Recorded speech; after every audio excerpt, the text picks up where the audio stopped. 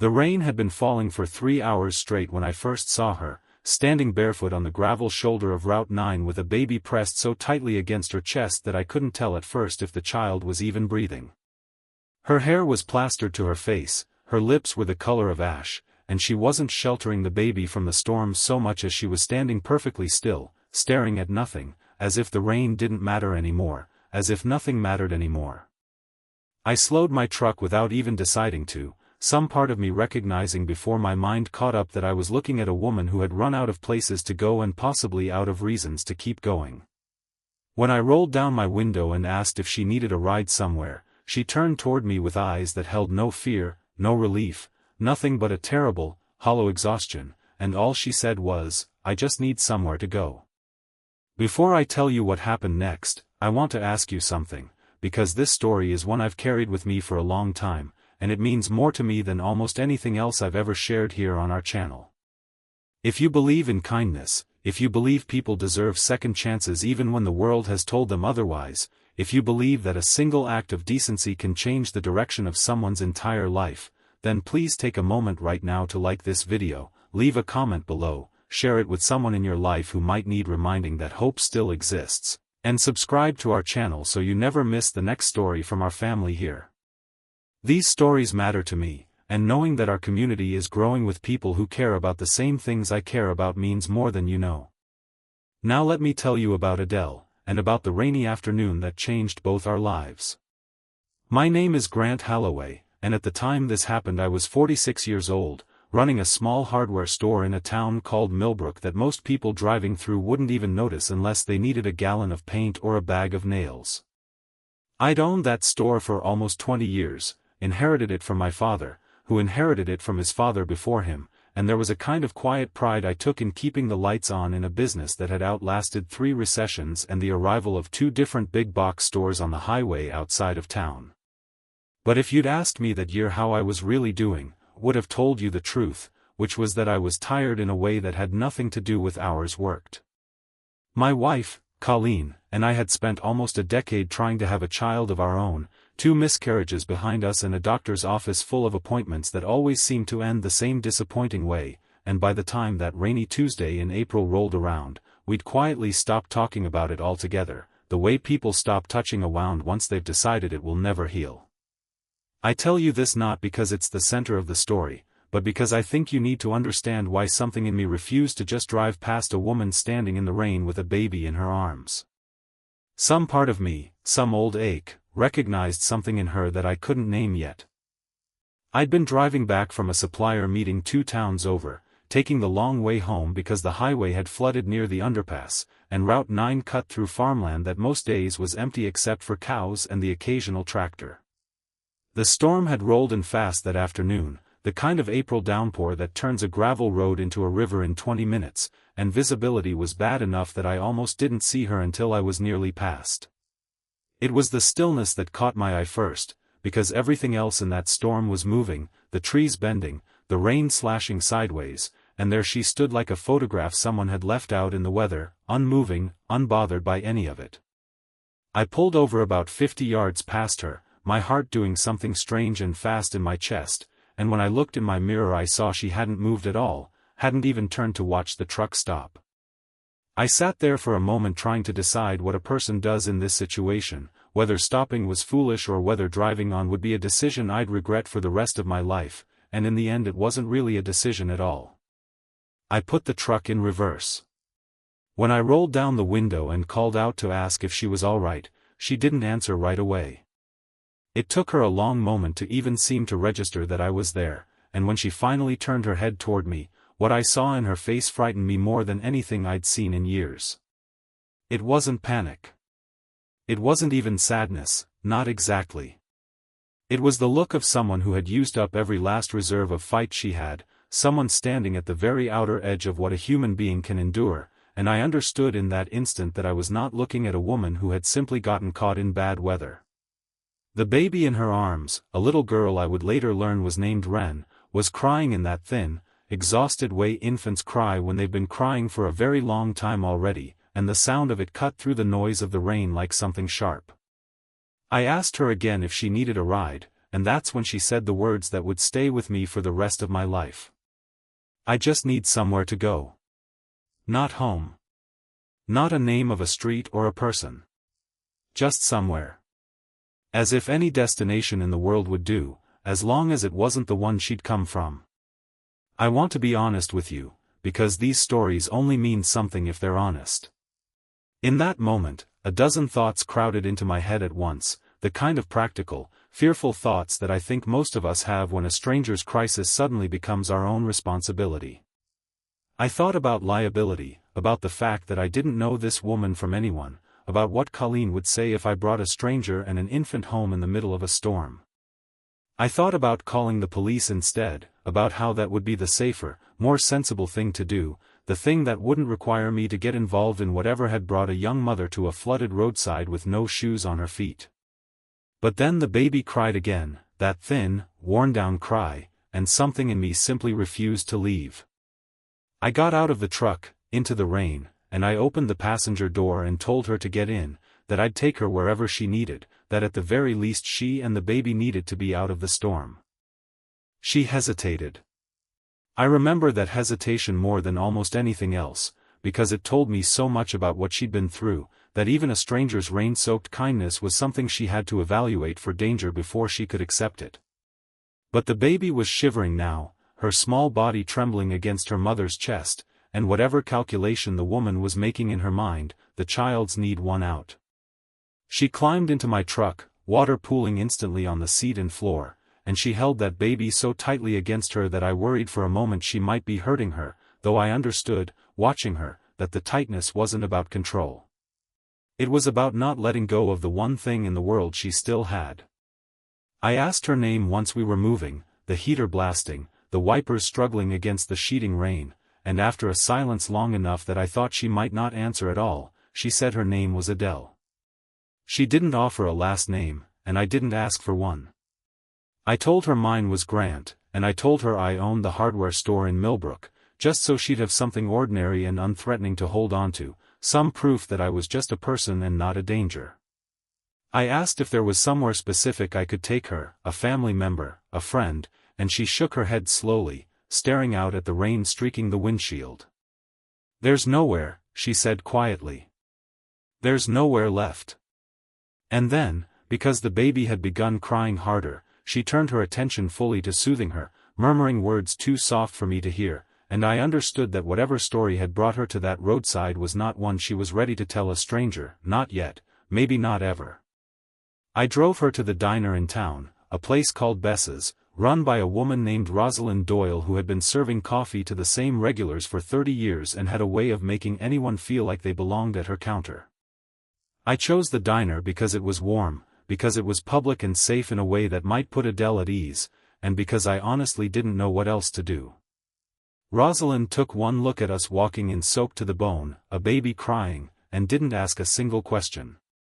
She simply ushered us to a booth in the back, brought towels from somewhere behind the counter, and set down 2 cups of hot chocolate before either of us had said a word. It was such a small act of grace, but I watched something in Adele's shoulders loosen slightly at the kindness of it, as if she hadn't expected the world to still contain people who helped without demanding explanations first. It took most of an hour, sitting in that booth while the storm beat against the windows, before Adele began to tell me anything at all, and even then it came out haltingly, in fragments, the way truth sometimes does when a person isn't sure yet if it's safe to speak it. She told me she was 26 years old, that Ren was 4 months old, and that until 3 days before, she had been living with the baby's father in a rented house on the edge of a town 2 hours south of Millbrook. She didn't go into great detail about him, not that day, but the little she said was enough to make my stomach tighten with a mixture of anger and grief. He had grown cruel in ways that had started small, she said, comments about her appearance, about her cooking, about her failures as a partner, and had grown steadily worse after Ren was born, as though the arrival of a baby had unlocked something dark in him rather than softening him the way it's supposed to. The details she gave were sparse, but the shape of the story was unmistakable, one I'd heard whispered about in our town before, one that too many women carry silently because the alternative feels even more frightening than staying. 3 nights before I found her, things had escalated to a point she wouldn't fully describe, only saying that she had grabbed Ren and whatever she could carry and left in the middle of the night, walking to a gas station 2 miles away and calling the only person she thought might help her, an old friend from high school who told her, with what Adele described as genuine regret in her voice, that she simply couldn't get involved, that her own life was complicated enough. Adele had used the last of her cash for a bus ticket north, toward a cousin she hadn't spoken to in 5 years, a woman named Priya Fenwick who lived somewhere near Millbrook, though when Adele arrived at the address she remembered, the house was empty, a foreclosure sign staked in the overgrown yard, her cousin long since moved with no forwarding information anyone nearby could offer. She had been wandering since then, she admitted, sleeping in a church vestibule one night, in a covered bus stop another, spending the last of her money on formula and diapers rather than herself, and by the time I found her on Route 9, she told me quietly, staring down at her hands, she had simply stopped believing that there was a somewhere left for her to reach. I didn't press her for more than she was willing to give that afternoon.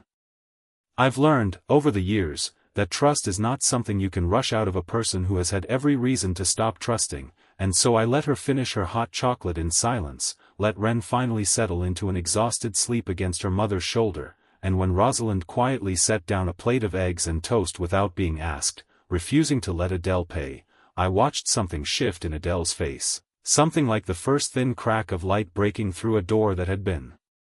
shut for a very long time.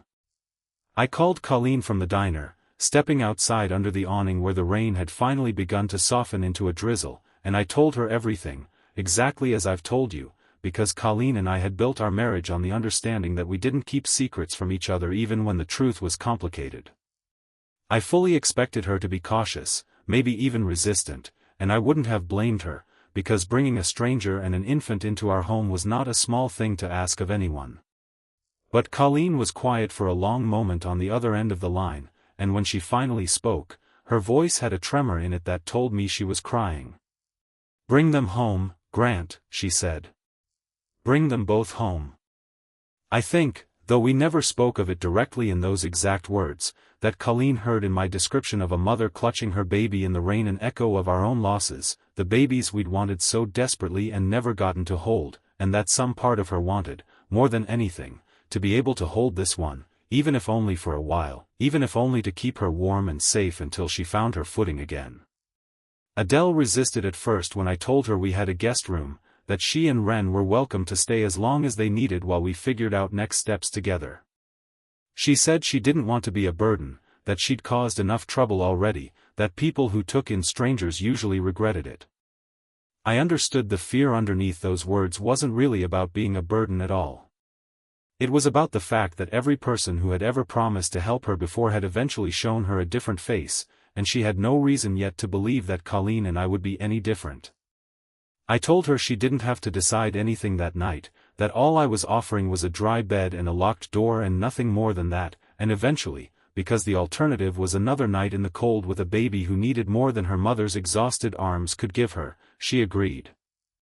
Colleen met us at the door with towels and a stack of baby clothes she'd apparently pulled from somewhere in a matter of an hour, hand-me-downs from her sister's children that she'd kept in a box in the attic for reasons she'd never fully explained even to herself, and watching her fold a soft yellow onesie into Adele's hands, I understood that this box had been waiting, in some strange way, for exactly this moment. Adele stood in our front hallway dripping onto the mat, holding Ren, looking like she might collapse from sheer exhaustion, and Colleen, without asking permission, simply reached out and took the baby into her own arms, cradling her the way a person does when their body remembers a longing it has carried for years, and told Adele to go take a hot shower, that Ren would be safe, that nothing was expected of her except to rest. I watched Adele's face crumple then, the first real tears I'd seen from her, and she said, so quietly I almost didn't hear it, "Nobody's done anything like this for me in a long time." Colleen just held Ren a little closer and told her that in this house, kindness wasn't a transaction, it was just how things were done, because our family believed in taking care of people, plain and simple. The days that followed were not the neat, easy kind of healing you sometimes see in the stories people like to tell about strangers helping strangers. Adele was guarded in ways that made sense to me the more I understood what she'd survived. She flinched at raised voices, even when they were nothing more than Colleen laughing too loudly at something on the television. She apologized constantly, for taking up space, for the babies crying, for needing formula money, for existing in our house at all, and it took Colleen and me weeks of gentle, patient reassurance before those apologies began to grow less frequent. We didn't push her to talk about the baby's father, though slowly, over shared meals and quiet evenings on the back porch while Wren napped, more of the story came out in pieces. His name was Derek Marsh, and Adele had met him when she was 22, charmed at first by an attentiveness that she later understood had always been about control rather than love. She told me once, staring out at our yard as the sun set behind the tree line, that the cruelest part of it wasn't the moments he'd frightened her. It was the years before that, the slow erosion of her own sense of herself, until she'd stopped recognizing the person she used to be, a woman who had once wanted to study nursing, who had once laughed easily and had friends and dreams that had nothing to do with surviving one more day. I remember the first time she really laughed in our house, nearly 3 weeks after that rainy afternoon on Route 9. Colleen had been trying, unsuccessfully, to teach Wren's mother a card game her own grandmother had taught her, and kept losing spectacularly to rules she kept inventing on the spot to make sure Adele won, and when Adele finally caught on to what Colleen was doing, she laughed so hard she had to set her cards down, an unguarded, delighted sound that filled our kitchen in a way I hadn't heard since long before our own losses had settled over the house like dust. Colleen caught my eye across the table, and I saw in her face the same thought I was having, which was that we were witnessing something being slowly rebuilt in front of us, brick by brick, laugh by laugh, and that we had been given an unexpected privilege in being allowed to watch it happen. It wasn't all gentle mornings and card games, though, and if I told you it was, I'd be lying to you, and these stories only matter if they're true. About 5 weeks after Adele came to stay with us, Derek Marsh found her. I still don't know exactly how he managed it, whether he'd tracked her through a relative, or found some trace of her bus ticket, or simply guessed at the kind of small town she might have ended up in, but on a bright Saturday morning in late May, while Adele was hanging laundry in our backyard and Wren napped in a bassinet on the porch, a car I didn't recognize pulled into our driveway, and a man got out who I knew, before he even said a word, could only be him. He was younger than I expected, handsome in the practiced way of men who have learned charm as a tool rather than a virtue, and he called Adele's name across the yard in a voice pitched exactly for the neighbors to hear, warm and reasonable, the voice of a man who wanted witnesses to see how patient he was being. I won't pretend I wasn't afraid in that moment, both for Adele and for what I might have to do to protect her. I came out onto the porch immediately, standing between him and the bassinet without quite deciding to, and I watched Adele go pale and still in the way she had been the day I found her, that same terrible stillness returning to her body like an old habit reasserting itself. Derek didn't raise his voice at first. He talked instead about how worried he'd been, how he only wanted to see his daughter, how Adele had always been prone to dramatizing things, and I understood, listening to him, exactly the kind of man Adele had described in fragments over the previous weeks, someone who had built an entire personality out of making his own cruelty sound like someone else's overreaction. I told him, as calmly as I could manage, that Adele and the baby were staying with us for now, and that if he wanted to discuss anything, he could do it through whatever legal channels existed for that purpose, but that he wasn't welcome on our property uninvited. His charm slipped then, just slightly, just enough for me to see underneath it, and he said something about how this wasn't my family, how I had no right to interfere in matters that weren't mine, and I told him, with a steadiness I didn't entirely feel inside, that anyone standing in my driveway threatening a woman and a baby had made it my business the moment he pulled in. Colleen had already gone inside to call the police, a decision we'd agreed on together the moment we'd seen the unfamiliar car, and by the time the first patrol car turned onto our street, Derek's tone had shifted back into wounded reasonableness, performing innocence for the officers the way I imagine he'd performed it for plenty of people before. What happened next mattered more than I can fully express, because it was the moment Adele finally stopped being afraid in the specific, paralyzing way she'd been afraid for years.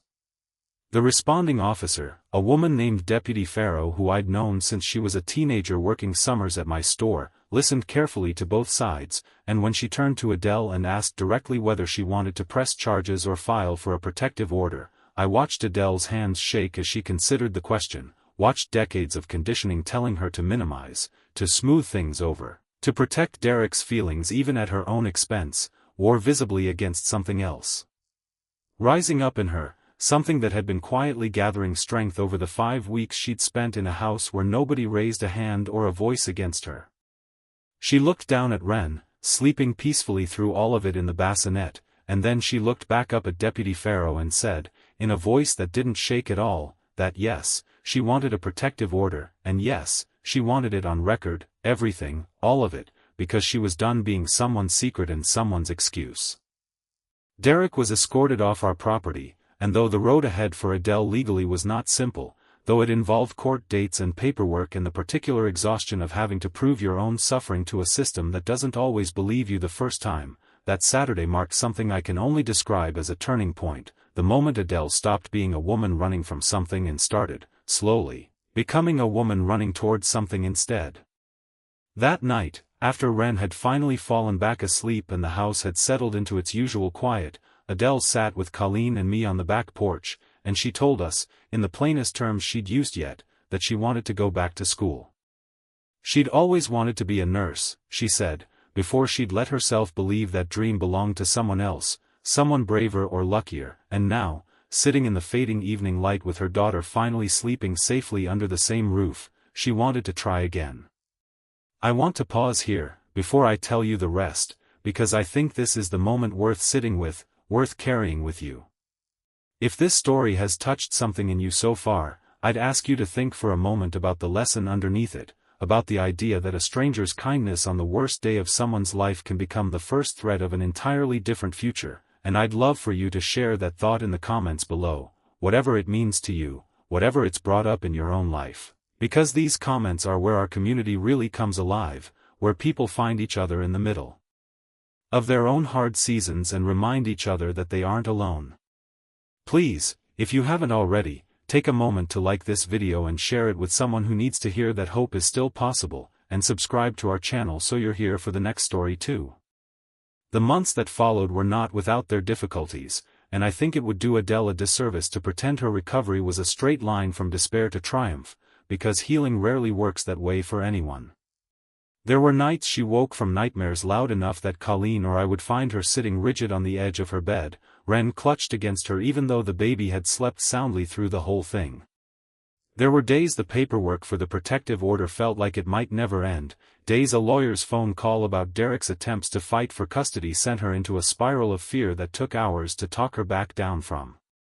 There was a particularly hard week in August when Derek's mother showed up at the diner where Adele had taken a part-time job, trying to convince her that she was destroying a family, that Derek had changed, that Wren deserved a father, and Adele came home that night and cried in a way I hadn't seen since the very first week, great heaving sobs that Colleen sat with her through until well past midnight. But even in that darkest week, I noticed something had changed in how Adele carried her pain. She wasn't disappearing into it the way she had on Route 9. She was moving through it, leaning on people who loved her, letting herself be held instead of standing frozen and alone in the storm. By the time autumn came, Adele had enrolled in night classes at the community college 40 minutes from Millbrook, working toward her nursing prerequisites while continuing her shifts at Rosalind's diner, and Colleen had taken to watching Wren 3 evenings a week so Adele could study, arrangement that none of us had planned but that had simply grown, organically, out of a shared understanding that this was what our family did now, that this baby and her mother had become part of the fabric of our household in a way that felt less like charity and more like the natural expansion of who we already were. I remember one evening in October, watching Colleen rock Wren to sleep on the porch while the leaves turned gold in the yard, thinking that this was the closest either of us had come in years to the particular, aching joy we'd once hoped parenthood would bring us, and understanding, with a kind of quiet gratitude, that life had found a way to give us something adjacent to that dream, even if it looked different than we'd once imagined. Adele's court dates finally concluded in November, nearly 7 months after I'd found her on that flooded roadside. The judge granted her full custody of Wren, with supervised visitation for Derek contingent on completing a court-mandated program, a resolution that Adele told me afterward felt less like victory and more like simple relief, the exhaustion of finally putting down a weight she'd been carrying since before Ren was even born. Derek, for his part, faded slowly out of the immediate picture, moving to another state within the year according to second-hand reports that reached Adele through mutual acquaintances, and while I won't pretend his shadow ever disappeared entirely from Adele's life, or from Ren's, the daily fear that had once defined every hour of her existence gradually loosened its grip. By the following spring, almost exactly a year after that storm on Route 9, Adele had saved enough from her diner job and a small scholarship she'd earned for her grades to move into a modest apartment of her own on the good side of town, close enough to Colleen and me that Ren still spent most weekends at our house, close enough that the four of us had, without any formal ceremony or agreement, become something like family in every sense that mattered. Adele still called Colleen on hard days, still showed up at our door sometimes with Ren on her hip just because she wanted the comfort of a kitchen that had once saved her, and Colleen and I had come, by then, to think of Ren's laughter in our hallways as one of the great unexpected gifts of our lives, a gift we never would have received had I simply driven past a woman standing motionless in the rain. I think often about what would have happened if I had made a different choice that afternoon, if I had told myself that it wasn't my business, that helping a stranger was too great a risk, that the sensible thing to do was call someone else and let it be their problem. I think about how close Adele had come to a moment none of us like to speak of directly, standing at the edge of that flooded road with nowhere left inside her to go, and I think about how differently that story might have ended if a truck hadn't happened to slow down. I don't say this to take credit for saving anyone, because the truth is that Adele saved herself, every single day, through the hard, unglamorous work of choosing to keep going even when going felt impossible. What I offered was small, really, nothing more than an open door and a warm meal and a willingness to believe her when she said she needed somewhere to go. But I've come to understand, in the years since, that sometimes the smallest offerings are the ones that make the biggest difference, that a single act of ordinary decency, extended at exactly the right moment, can be the thread that someone holds on to long enough to find their way back to themselves. Adele graduated from her nursing program 2.5 years after I found her on that road, and she asked Colleen and me to sit in the front row at her pinning ceremony, right beside her own mother, with whom she had slowly begun to repair a relationship that had fractured years before under circumstances neither of us ever pried into. Ren was almost 3 by then, a bright, curious little girl who called Colleen Nana, without anyone ever having asked her to, who ran through our yard chasing the same dog we'd adopted the autumn after Adele moved out, who had no memory at all of the rain-soaked roadside where her mother had once stood believing there was nowhere left to go. Watching Adele walk across that stage in her white coat, watching her search the crowd and find our faces first, before even her own mother's, I felt something in my chest that I can only describe as the particular, complicated joy of watching someone become fully themselves again after having been nearly erased. If this story has moved you even a little, I'd ask you to think about what its lesson means to you, and to leave that thought in the comments below, because I read every single one, and because I think there's something powerful in all of us naming, out loud, the moment in our own lives when someone's kindness changed everything, or the moment we found the courage to offer that kindness to someone else. Maybe it's a stranger who once stopped for you when you needed it most. Maybe it's a person you're thinking of stopping for now, someone in your own life standing at the edge of something you could help pull them back from. Whatever it is, share it with us, because these stories only mean something when we carry them forward together, as a community that still believes people are worth saving, worth believing, worth a second chance even when the world has told them otherwise. Adele works now at the regional hospital about 30 minutes from Millbrook, in the maternity ward, a choice she told me once wasn't an accident, that she wanted to be the first face some frightened, exhausted new mother saw, the way Colleen's face had been the first safe thing she'd seen in longer than she could remember. She still comes to Sunday dinner most weeks, still brings Ren, who is 7 now and has strong opinions about everything from pancake toppings to the unfairness of bedtimes, and there is a particular chair at our table that has quietly, without anyone ever declaring it so, become theirs, the way a house slowly rearranges itself around the people who belong in it. Colleen keeps a photograph on the mantel from that pinning ceremony, Adele in her white coat with Ren on her hip, and beside it, a photograph none of us ever planned to take but that Rosalind snapped on her phone that very first rainy day at the diner, 3 soaked, exhausted, uncertain people crowded into a booth, not knowing yet what they were about to become to one another. I think about that roadside often, more often than you might expect for something that happened so long ago now. I think about the particular quality of that stillness, the way Adele stood in the rain as though she had already decided the storm didn't matter anymore, and I think about how easily that afternoon could have ended in tragedy instead of the long, imperfect, beautiful unfolding that followed.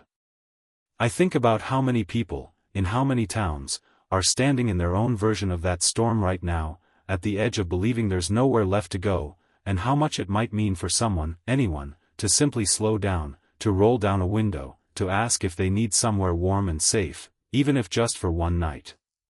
You don't have to solve someone's entire life to save it. Sometimes you just have to offer the first door, and trust that the person walking through it will find the strength to build everything else themselves.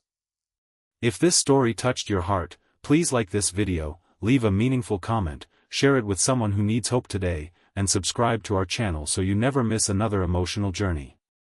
We built this community on the belief that ordinary people can do extraordinary things for one another, that forgiveness and second chances aren't just nice ideas but real, lived possibilities, and every story we share here, including this one, is proof of that. Adele still tells people, when she thinks to tell the story at all, that the rain that afternoon was the worst thing that had ever happened to her and also, somehow, the beginning of the best thing.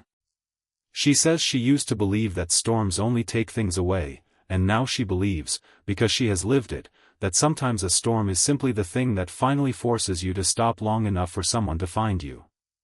Wherever you are today, whatever storm you might be standing in, I hope you know that somewhere out there, someone is willing to slow down for you too, and I hope, if you ever find yourself driving past someone who looks the way Adele looked that day, you'll remember this story, and you'll choose to stop.